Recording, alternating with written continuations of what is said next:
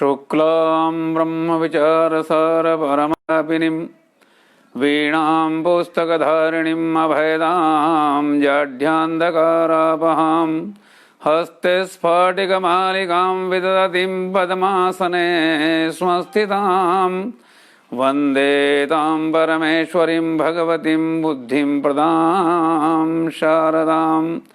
गुरुर्ब्रह्मा गुरुर्विष्णु गुरुर्देवो महेश्वर गुरुः साक्षात्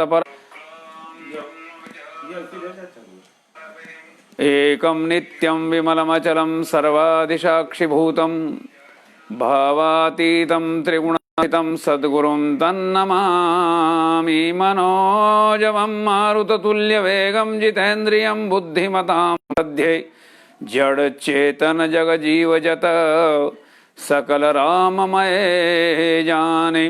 बंदौ सबके पद कमल सदा जोनि करहु प्रणाम जोरी जुगपानी। हम प्रवेश करें। आज दामोदर मास की कृष्ण पक्ष की अष्टमी और इस कार्तिक मास को दामोदर मास इसलिए कहा गया कि भगवान श्री कृष्ण को माँ यशोदा ने बांधा था उदर से। तो दम उदर विशेष साधना का महीना है और इसी में 6-7 दिन के बाद लक्ष्मी पूजन का दिन दीपावली महारात्रि आने वाली है। आइए हम साक्षात धर्मस्य लक्षणम और इस श्लोक की बात करते करते बात यहां पहुंची थी कि यदि दो परम विद्वान दो तरह की बात कर दें, दो रास्ते अलग अलग दिखा दे, तो हमको किस रास्ते पर जाना। और उस संदर्भ में एक बात आई थी, श्रीमती जिनका अभिवादन करना चाहिए, मेरा कृष्ण कहता है कि उनसे युद्ध करो। सिद्ध किया कि हे अर्जुन, यदि विशिष्ट धर्म के लिए साधारण धर्म का त्याग करना पड़े तो करो। श्रीमद् भागवत में एक श्लोक आया है, गोकर्ण ने कहा है आत्मदेव से, धर्मम भजस्व त्यज लोक धर्मान। मूल धर्म के लिए व्यक्तिगत धर्म का त्याग करो, परिवार के लिए पारिवारिक धर्म का त्याग करो, समाज के लिए समाज आवे तो फिर सब कुछ होने को तैयार हो जाओ। इसी संदर्भ में मां कैकेयी ने भगवान राम को वनवास दिया है। प्रति प्रेम नहीं है ऐसा नहीं है, उसके हृदय की उस पीड़ा को समझने के लिए मानस की कुछ चौपाइयां हमको समझनी पड़ेगी। और प्रसंग है, कैकेयी अपने महल में है और उनकी परम प्रिय दासी जिसका नाम है मंथरा कुबड़ी शेख होने वाला है। तो आई कैकेयी के महल में अपनी लकड़ी डाली, जोर जोर से हाँफने लगी। तो मां कैकेयी ने पूछा कि हे मंथरा क्या हुआ?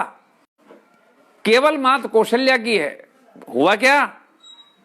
क्या तुम तो अपने महल में हो और ये सोचती हो कि मेरे पति मुझ पर विशिष्ट प्रेम करते हैं, लेकिन कितना बड़ा धोखा तुम्हारे साथ हो गया इसका तुम्हें अंदाज नहीं है। मैं कैकेयी देश से तुम्हारे साथ आई हूं, तुम्हारा भला। आने वाले दिन में भरत राम का दास हो जाएगा और तुम कैकेयी की दासी हो जाओगी। क्या हुआ? का कल राम का राज तिलक होने वाला है। और ये बात सुनते ही कैकेयी के मन में जो प्रसन्नता हुई है उसको अगर महसूस करो तो समझना पड़ेगा कि राम को वनवास देने। जैसे ही ये बात कही तो कैकेयी ने कहा कि है घरफोड़ी सुन,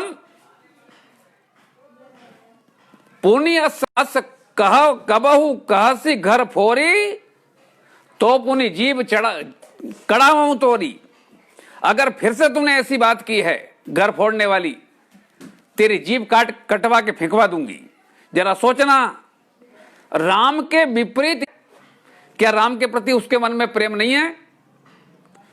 अरे जरा सोचो, कैकेयी पर उंगली उठाने से पहले कि वो भरत की मां है और भरत जैसा संत जिसकी कोख से आया, वो मां कैसी होगी? वो कहती है कि तेरी जीभ कुटिल कुजाल कुचाली जान तिये विशेष पुनि चेरी कही भरत मात मुस्कानी।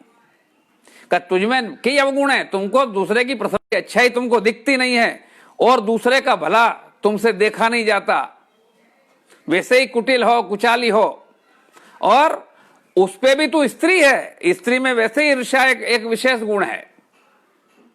और उसके बाद दासी, और ऐसा कहकर के मुस्काई मां केकई भरत मात मुस्कानी।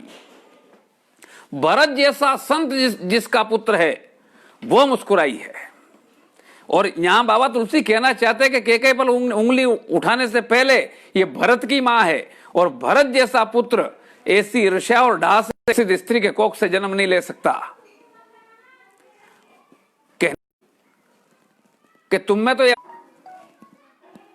सुदिन सुमंगल दायक सोई तेई पुर कहा जही दिन होई। तेने जो कहा कि राम का राज्याभिषेक होने वाला है, मेरे जीवन में मेरे लिए वही सुमंगल दिन है, वही सुदिन है, वही मेरे जीवन का मंगल है कि मेरा राम अयोध्या के सिंहासन पर राजा के रूप में विराजमान हो जाए।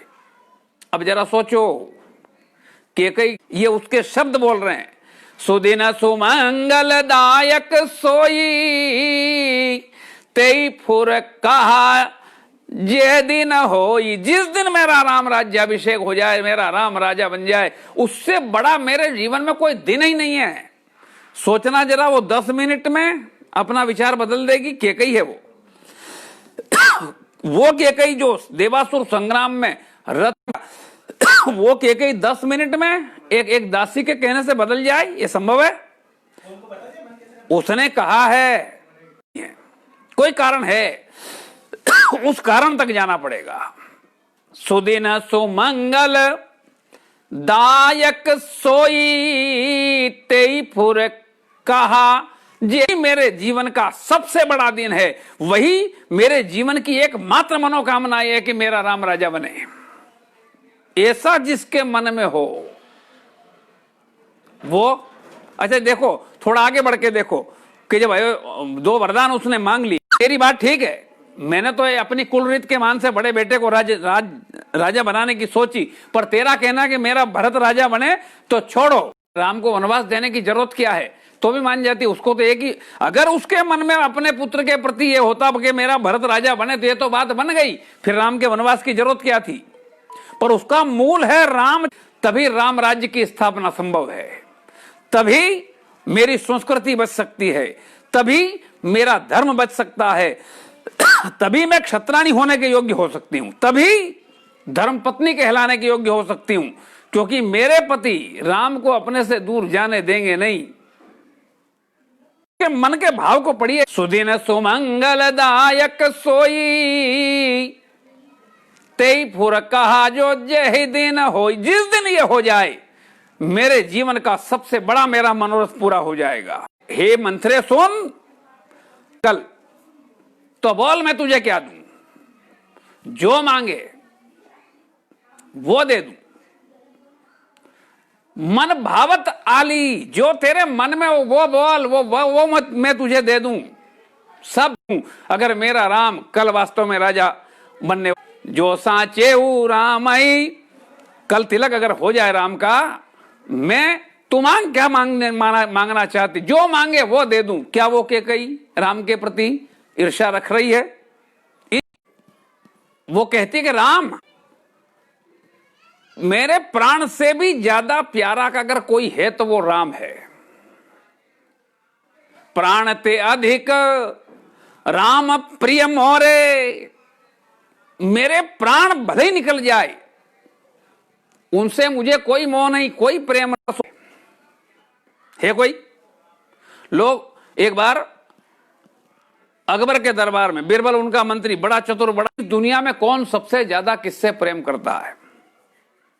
तो बाकी सभासदों ने, विद्वानों ने कहा कि महाराज सबसे ज्यादा प्रेम मां अपनी संतान से करती है।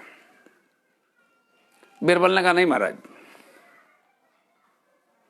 ये अपवाद हो सकते हैं, पर सबसे ज्यादा प्रेम तो व्यक्ति खुद से ही दिखाओ। दूसरे दिन एक मादा बंदर और उसका बच्चा लेके आया, वो एक जार में उनको बिठा दिया और उसमें पानी भरना शुरू किया।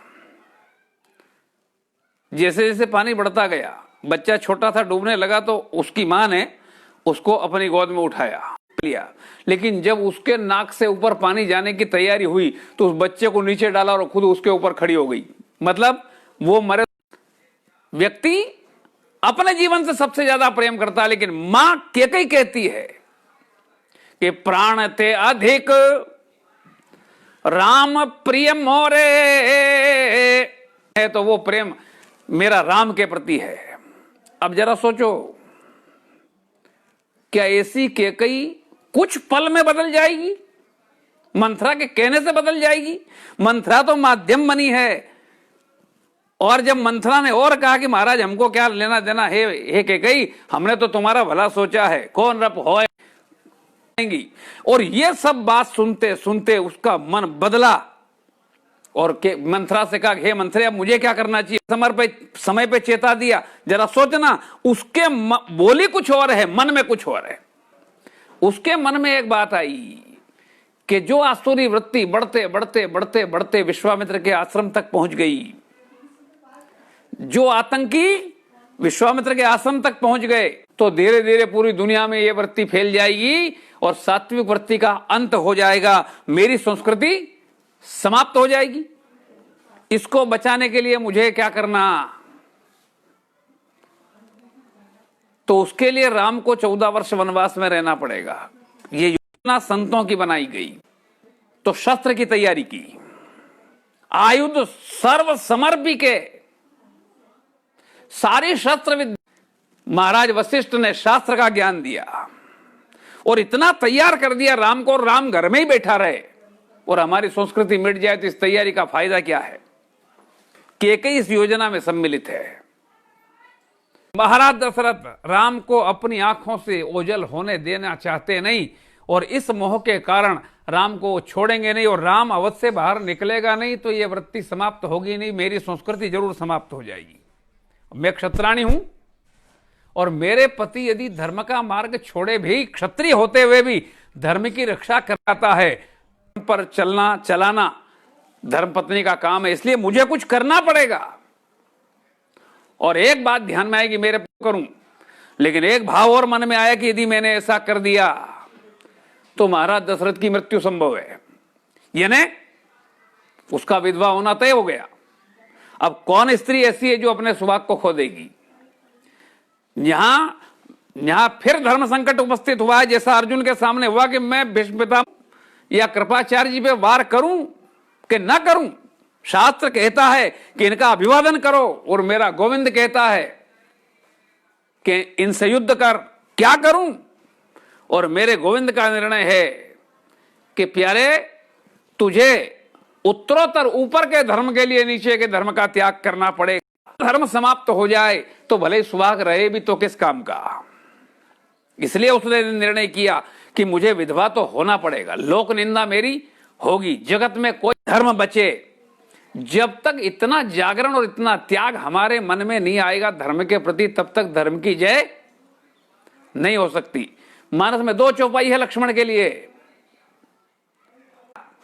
बंदौ लक्ष्मण पद जल जाता, शीतल सुभग भगत सुख दाता। मैं लक्ष्मण जी के चरणों में वंदन करूं जो शीतल है। अच्छा, लक्ष्मण शीतल है? उग्रवादी आदमी। लक्ष्मण के लिए तो कहा जाता कि नाक के ऊपर गुस्सा है, क्रोध नाक के ऊपर, लेकिन लक्ष्मण जी के क्रोध में भी एक सच्चाई है कि लक्ष्मण को खास कारण से ही आया, बाकी कभी नहीं आया। शीतल सुभग भगत सुखदाई। और अगली पंक्ति जो बोल रही है धर्म के लिए, रघुपति कीरति विमल पताका। राम की कीर्ति झंडा है, ध्वज है, लेकिन झंडा है, उसको लगाने के लिए डंडा नहीं हो तो झंडा किसी काम का है? सोचो जरा, कपड़ा रह जाएगा, फेरा सकते हो? और वो डंडा है रघुपति की भयउ जस ताका। लक्ष्मण का चरित्र डंडा है, राम का यश झंडा है। तो राम का यश क्या? रामो विक्रमान धर्म रूप है, साक्षात स्वरूप है। तो धर्म का की कीर्ति यदि विश्व में फैलानी हो तो मजबूत झंडे की जरूरत, डंडे की जरूरत है, और वो डंडा लक्ष्मण का चरित्र है। लक्ष्मण के समान धर्म के प्रति जागृत जैसा राम के प्रति लक्ष्मण जागृत है। 14 साल के वनवास में लक्ष्मण एक पल के लिए भी सोया नहीं है। और यहां तक कि जब राम पे आंच आने की बात आई, केवल कल्पना आई कि भरत चतुरंगिणी सेना के साथ आ रहा है चित्रकूट की ओर, कहीं ऐसा तो नहीं कि वनवास देने के बाद भी चैन नहीं पड़ा हो क्योंकि कैकेयी का बेटा, ऐसा सोच के तो नहीं आना। तो धनुष पर तीर चढ़ा के राम के सामने खड़ा हो गया, भगवान आज्ञा करो, आज मैं भरत को सम्रांगण में दिखा दूं कि लक्ष्मण, तभी जीवन इस विश्व में धर्म की पताका को फहरा सकते हैं। होती उसके लिए बहुत कुछ होना पड़ेगा। या तो लक्ष्मण, अरे एक संस्था हमारे हैं जिसने ध्वज को ही गुरु माना, हिंदुत्व की संस्था है, लेकिन कभी उस संस्था में जितने सदस्य हैं उनमें कभी सोचा कि हमारे पीछे व्यक्ति को गुरु नहीं माना। हमारे यहां तो सिख संप्रदाय में ग्रंथ को ही गुरु माना। उस संस्था को बनाया, उनके मन में एक दो चौपाई का चिंतन आया होगा कि यह ध्वज हमें शिक्षा देगा कि यदि ध्वज राम का यश है, धर्म यदि ध्वज है, तो डंडा हमें बनना पड़ेगा। इतना जागृत धर्म के प्रति हमें होना पड़े। और वो जागरण केके के अंदर दिखता है कि मेरा धर्म बचे, मेरी संस्कृति बचे, मुझे भले ही विधवा होना पड़े, मेरी भले ही लोक निंदा हो जाए। वो जानती, मैंने भरत के लिए राजगद्दी मांगी तो भरत मुझ पे प्रसन्न नहीं होगा, नाराज हो जाएगा। भरत को नहीं जानती, अच्छी तरह से जानती है कि राम के चरणों में समर्पित है मेरा बेटा, वो राम के वनवास को कैसे सहन कर सकता है। और राम, वो जानती है कि भरत मुझसे बात भी नहीं करेगा जीवन भर, पर भले ही कुछ हो, मेरा राष्ट्र बचे, मेरी संस्कृति बचे। मैं चली जाऊं, सारा श्रृंगार निकाल दिया, मानो उसने तैयारी कर ली कि मैं विधवा हो गई। ये होना ही है। दशरथ राम के बिना रह नहीं सकते, तो भले ही प्राण उनके चले जाएं, पर मुझे ये काम करना ही पड़ेगा, तो धर्म बचेगा। उसके पहले संभव नहीं है। दशरथ जी जब आए केके के महल में, मंत्रा से पूछा, हे मंत्रा कहां है महारानी? का कोप भवन में। पसीना आ गया दशरथ जी को, कोप भवन में क्या कर रही है? आप खुद जाके, विधवा का स्वरूप उसने पहले ही धारण कर लिया है और उसका स्पर्श करने की सोची, उसी समय ऐसी फूंकार मारी है, मानव सरोस भुजंग भामिनी। भुजंग की पत्नी, भुजंग माने नाग, भामिनी माने पत्नी, नागिन। और नागिन की फुकार बड़ी विचित्र होती है कि हे तू रानी रिस्तानी। काय के लिए, क्यों क्रोधित हुई? किसको रंग से राजा बना दूं, राजा से रंग बना दूं? कहा महाराज तुम कह सकते हो, कुछ कर नहीं सकते। ये सब ऊपरी नाटक है उसका, अंदर से तो राम के प्रति प्रेम हिलोरे मार रहा है। आप कह सकते हो, कर नहीं सकते कुछ। कई दिनों से कह रखा है कि जब चाहे जब मांग लेना, आज 2 दे दो, कहा 2 की बजाय 4 ले लो, कहा 2 ही देने की नहीं बनेगी महाराज। रघुकुल रीत सदा चली आई,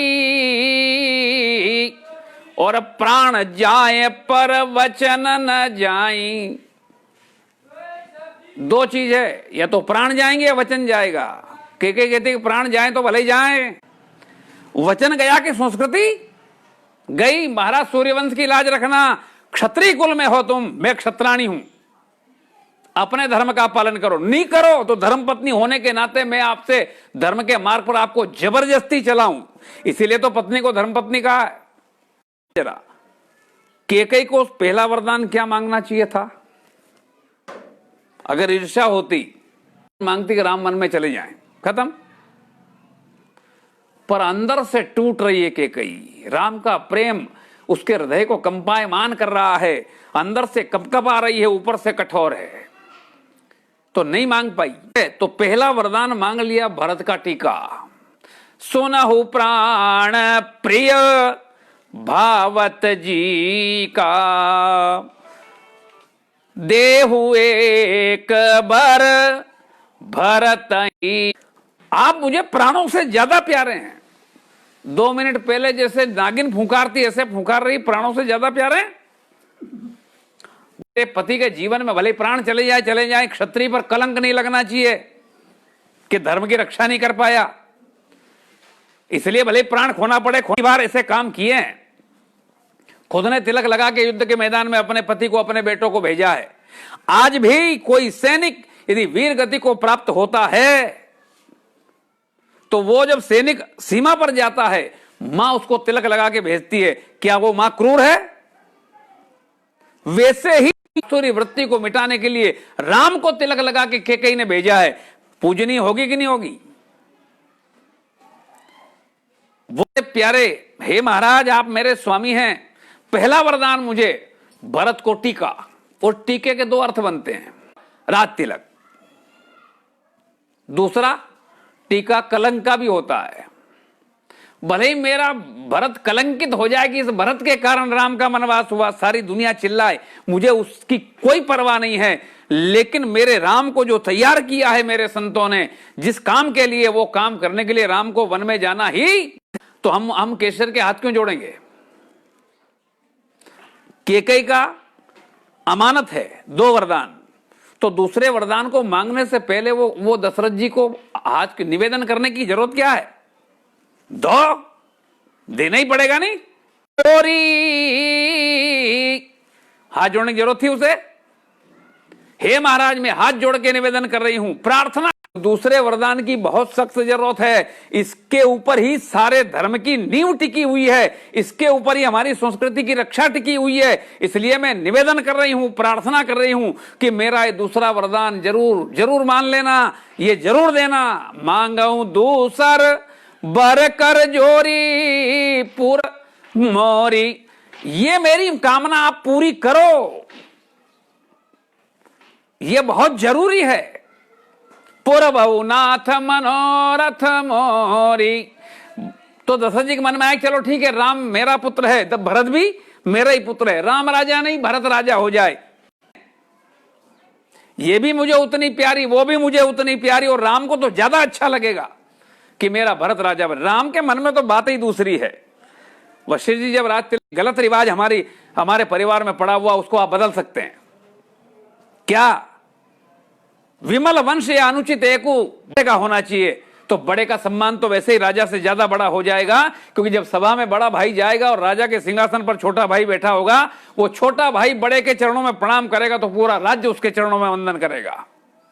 राम का तो सोच ये है, और ये सारी दुनिया जानती, क्या कैकेयी नहीं जानती?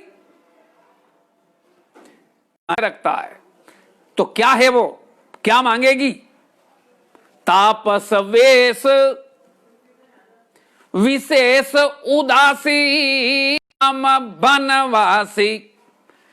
उसने उदासी मतलब साधु वेश में, ऐसा नहीं, उत आसीन, सबसे ऊंचे आसन पर मेरा राम विराजमान हो जाए। पढ़ेंगे हमारे यहां एक अखाड़ा, 13 में अखाड़े में साधुओं का उदासीन। उदासीन माने सुस्ती वाड़े में रहता है वो थोड़ी। उत आसीन, सबसे ऊपर जिसका आसन हो, ऐसा मेरा राम हो जाए। उदासी 14 बरस राम बनवासी, ये मांगा।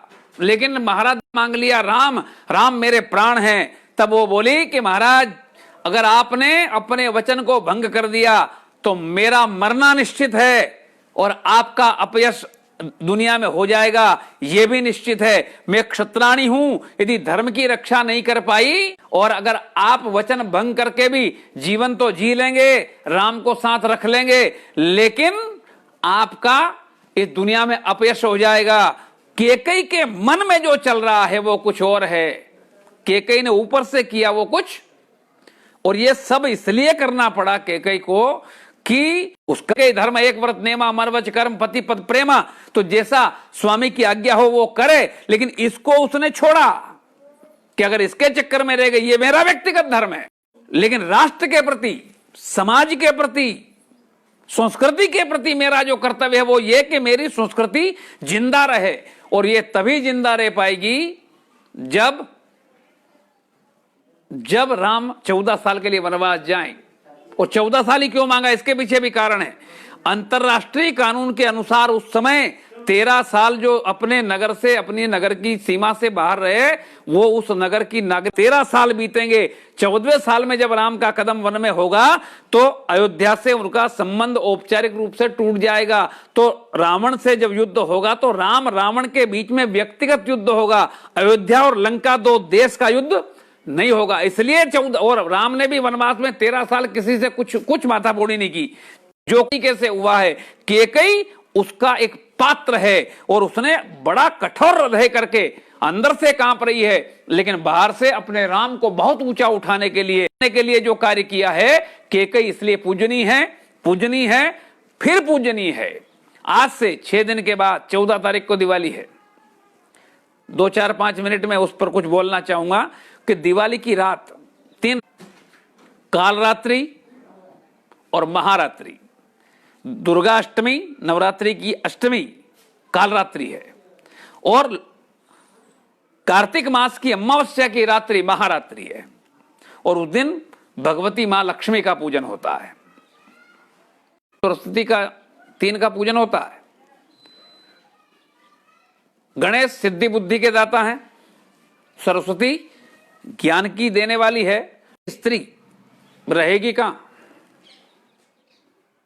जरा सोचना। जहां उसका पति है, पत्नी तो वहीं रहेगी नहीं। कि पति अलग रहे पत्नी अलग रहे, ऐसा कहीं संभव है? तो अकेली लक्ष्मी का आह्वान यदि उस मां और यहीं रहो तो मां होने के नाते अपनी ममता के वशीभूत आएगी तो सही, पर टिकेगी, रुकेगी नहीं। इसीलिए लक्ष्मी हमारे पास ठहरती, क्योंकि हम पूजन ही गलत तरीके से कर रहे हैं गणेश जी का। और इसके बदले यदि पति को अपने घर ले आओ, अपने हृदय में विराजमान कर लो, पत्नी को बुलाने की जरूरत पड़ेगी? मैं बचपन से साथ में रहे, बहुत प्रेम, बहन का ब्याह हो गया, ससुराल चली गई। एक दिन भाई उसको लिवा के ले आया, 2-4-8 दिन रुकी, उसके बाद कहा भैया मैं जाऊं? कहा नहीं, हम बचपन से साथ रहे, तुम यहीं रहे, यहाँ क्या कमी है? तो अपने भाई का मन रखने के लिए 2-4 दिन और रुक गई। फिर कहा मैं जाऊं? कहा नहीं, तू यहीं रहे। उसने कहा तू तो ऐसी बातें करेगा, मेरा घर बिगड़ेगा क्या? चली गई। लेकिन वो बहन को लाता ही नहीं, बहनोई जी को ले आता और यहीं उनकी व्यवस्था सब कर देता। वो वहां रहती कि खुद में खुद चली आती। लक्ष्मी का अकेली का पूजन करोगे तो स्थायी लक्ष्मी हमारे घर कभी निवास नहीं कर पाएगी। निवेदन में कर्तव्य है तो लक्ष्मी के साथ उस रात्रि में नारायण सहित लक्ष्मी का पूजन करिएगा। और यदि नारायण हमारे यहां विराजमान हो गए तो लक्ष्मी तो फिर हमारा घर छोड़ के कैसे जा सकती है? दिवाली की अग्रिम शुभकामनाएं आप सब लोगों को। और फिर एक बार कहूं कि इस यात्रा में खुद जो जुड़ गए हैं उनसे मेरा निवेदन है कि वो जितने ज्यादा लोगों को जोड़ सके। कोई कार्यक्रम नहीं है, केवल हमारी आपसी बातचीत है और इस बातचीत में कुछ तथ्यों तक पहुंचने का हम आप मिलकर के प्रयास कर रहे हैं। ये प्रयास हमारा सफल हो भगवत कृपा से, गुरु कृपा से। नमो नारायण।